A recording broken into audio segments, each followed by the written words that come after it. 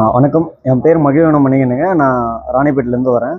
நம்ம 2017லேருந்து இயற்கை விவசாயம் பண்ணிகிட்ருக்கோம். அதுக்கு முன்னாடி குறிப்பாக அப்பா அம்மா வந்து விவசாயம் தான். நான் வந்து குடும்பத்தோட எங்கள் ஃபேமிலியோட நான் தான் முதல் பட்டதாரி எங்கள் வம்சத்துலேயே.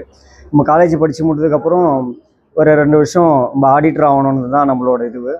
ஒரு ஆடிட்டுக்கிட்ட அசிஸ்டண்ட்டாக ஒர்க் பண்ணிகிட்டே இருக்கும். அதுக்கப்புறம் நாட்கள் கடந்து போயிட்டுருக்கு. அதுக்கப்புறம் இந்த ஜல்லிக்கட்டு போராட்டம் அந்த மாதிரியெல்லாம் பிரச்சனை வருது. அப்போ நம்ம உற்று நோக்குறோம், இந்த ஜல்லிக்கட்டு போராட்டம், அப்போ அந்த நாட்டு மாடுகளுக்காக நிறைய போராட்டங்கள் அந்த மாதிரியெல்லாம் நடக்குது. அப்போ தான் நம்மளுக்குள்ள அந்த ஒரு தாக்கம் வருது.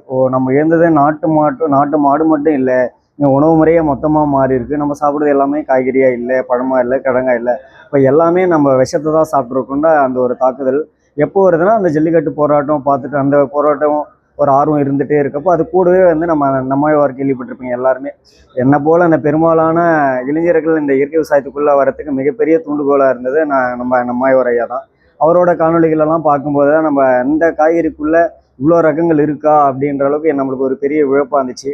அப்போது நம்ம இந்த மாதிரி திருவிழாக்கள் நடக்கிறப்போ போடுது, அப்போ பார்க்கும்போது இவ்வளோ ரகங்கள் இருக்கே, நம்ம சாப்பிட்றதுக்கு இதுக்கும் எவ்வளோ வித்தியாசம் இருக்கே, நம்ம இந்த மாதிரி எல்லாம் காய்கறிகள் சாப்பிடலைன்னா எனக்குள்ள ஒரு ஆர்வம். அப்போது நமக்காகவாது இந்த மாதிரி காய்கறிகளை உற்பத்தி சாப்பிடணும் அப்படின்ட்டு வருங்காலத்தில் பண்ணணுன்ற ஒரு ஐடியா அப்போவே வந்துச்சு. அப்போது அதுக்கு ஏற்றமான வேலைகளை நம்ம நிலம் வந்து தரிசு நிலமாக தான் இருந்துச்சு, தண்ணி வசதியோ எதுவுமே இல்லை. அப்போ நம்ம ஒரு கம்பெனியில் ஒர்க் பண்ணிவிட்டு அதுக்குண்டான வசதிகளை படிப்படியாக செய்துகிட்டே வந்தோம். அந்த தண்ணி வசதி, போர் போடுது, அந்த மாதிரி எல்லாம் அடிப்படை வசதியெல்லாம் செய்துட்டு 2017 தான் நம்ம அந்த முழுசாக வந்து அந்த காய்கறிக்குள்ளே வரோம்.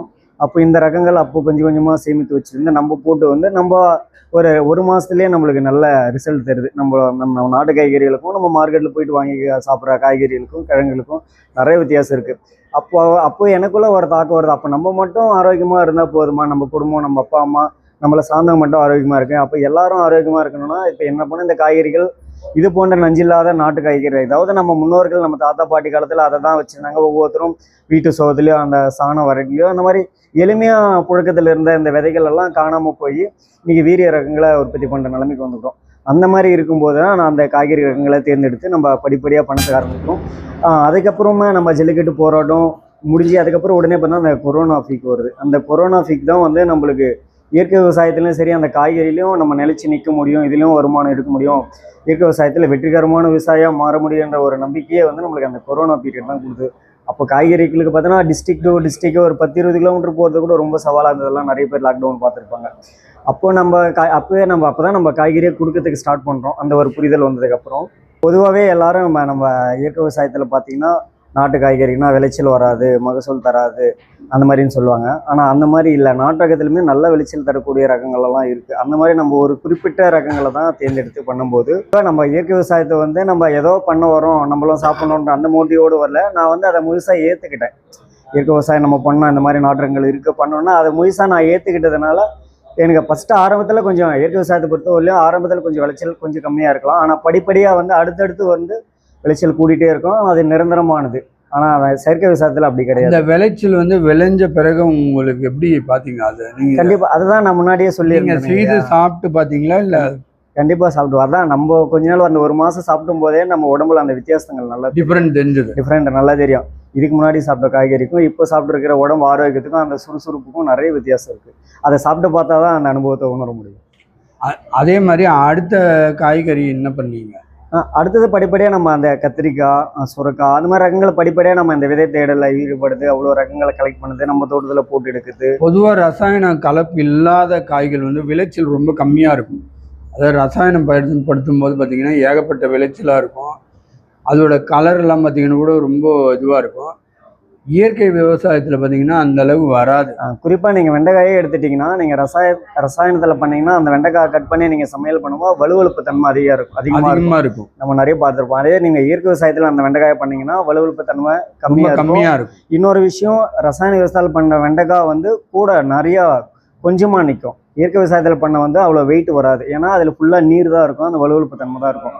ஆனால் நம்ம நாட்டு ரகத்தில் வர காய்கள் அவ்வளோ எடை கூட வரும், நிறைய இருக்கும். அந்த வலுவழுப்பு தன்மையும் கம்மியாக இருக்கும், சுவையும் கூட இருக்கும். ஏன்னா நிறைய வித்தியாசம் இருக்குது. இப்போ 15 ஏக்கர்லேயும் நீங்கள் வந்து முழுக்க இயற்கை விவசாயம் தான் பண்ணுறோம். அதில் வந்து ஒரு 2 ஏக்கர் மாந்தோப்பாக இருக்குது.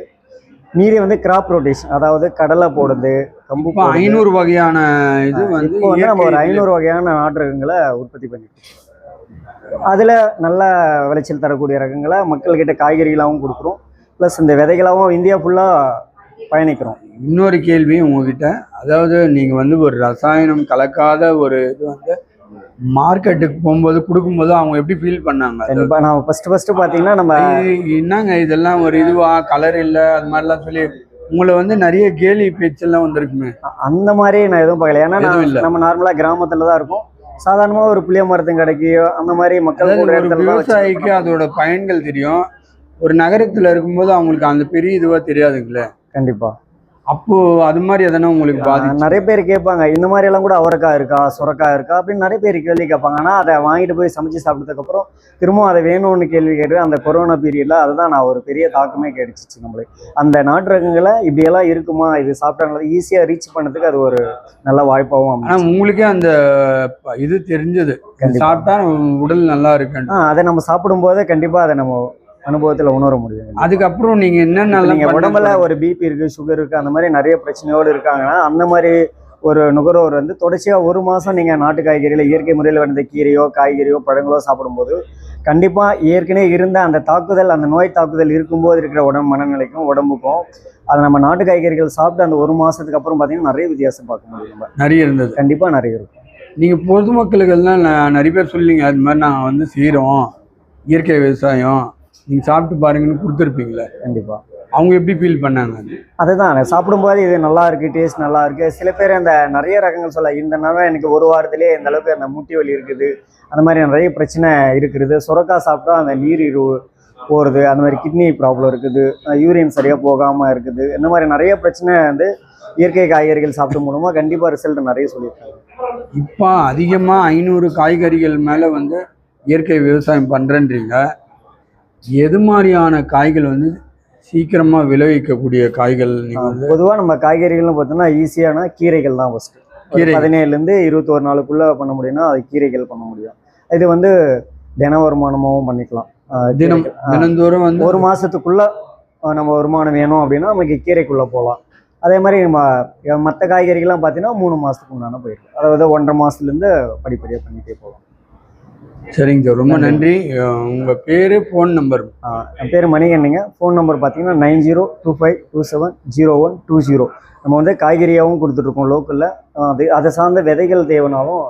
ஏன் இந்த ஃபோன் நம்பர்னா, வேலூரில் நிறைய பேர் வந்து இது மாதிரி கிடைக்குமான்னு எதிர்பார்க்குறாங்க.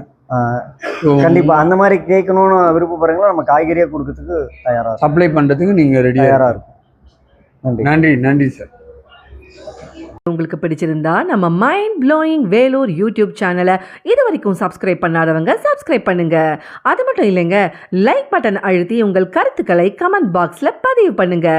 மீண்டும் மற்றொரு வீடியோவில் சந்திக்கும் வரை உங்கள் மைண்ட் ப்ளோயிங் வேலூர் யூடியூப் சேனலின் நன்றி, வணக்கம்.